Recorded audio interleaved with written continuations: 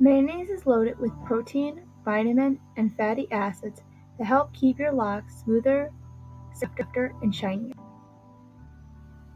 The fatty acids present in mayonnaise help in providing intense moisturization to the hair strands, making them smoother and softer. The protein and vitamins in the mayonnaise is what makes the hair super shiny. You can use a mayo hair treatment to promote as a hair growth, as a conditioning treatment for dry and damaged hair, define curls, treat frizzy hair, treat dandruff, protect dyed hair, increase hair density, protects hair from sun damage, makes the hair shaft stronger and stops breakage, restores the pH balance, and can be used as a treatment for lice. Wet your hair.